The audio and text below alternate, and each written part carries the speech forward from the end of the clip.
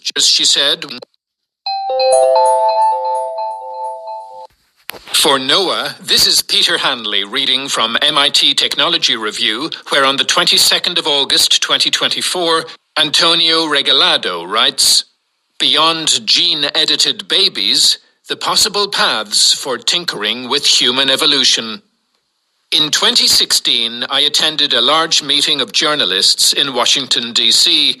The keynote speaker was Jennifer Doudna, who just a few years before had co-invented CRISPR, a revolutionary method of changing genes that was sweeping across biology labs because it was so easy to use.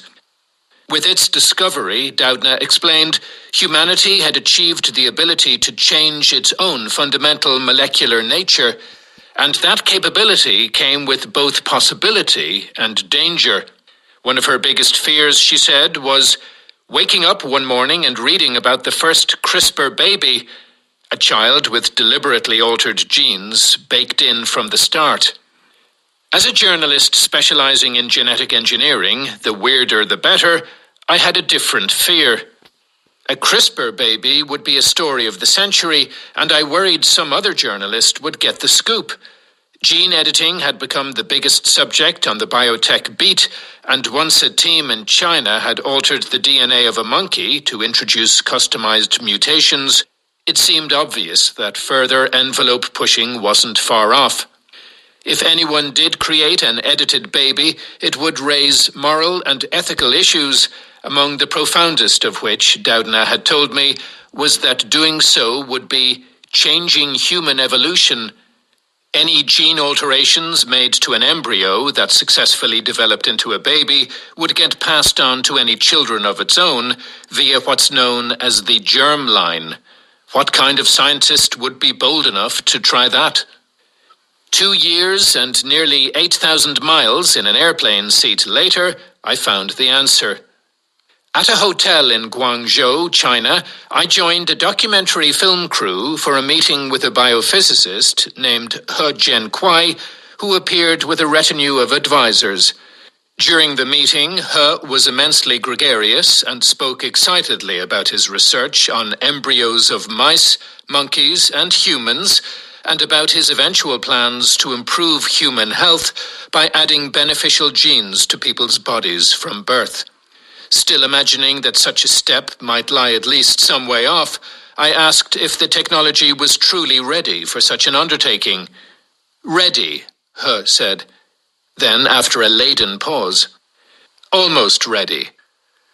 4 weeks later, I learned that he'd already done it when I found data that He had placed online describing the genetic profiles of 2 gene-edited human fetuses, that is, CRISPR babies, in gestation, as well as an explanation of his plan, which was to create humans immune to HIV. He had targeted a gene called CCR5, which in some people has a variation known to protect against HIV infection. It's rare for numbers in a spreadsheet to make the hair on your arms stand up, although maybe some climatologists feel the same way seeing the latest Arctic temperatures.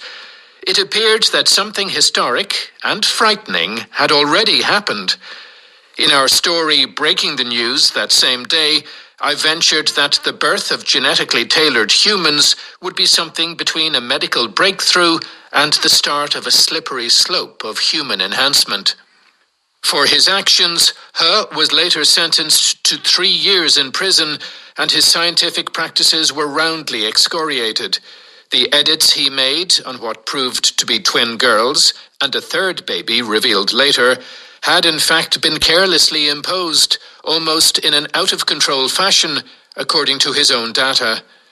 And I was among a flock of critics in the media and academia who would subject He and his circle of advisors to Promethean-level torment via a daily stream of articles and exposés. Just this spring, Fyodor Urnov, a gene editing specialist at the University of California, Berkeley, lashed out on X, calling He a scientific pyromaniac and comparing him to a Balrog, a demon from J.R.R. Tolkien's The Lord of the Rings.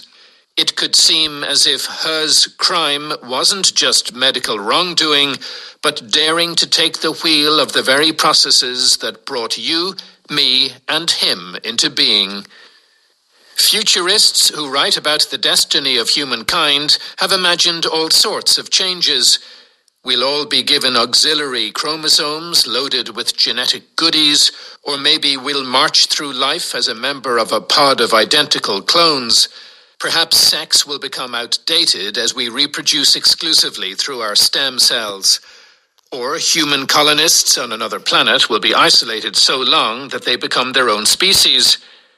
The thing about He's idea, though, is that he drew it from scientific realities close at hand. Just as some gene mutations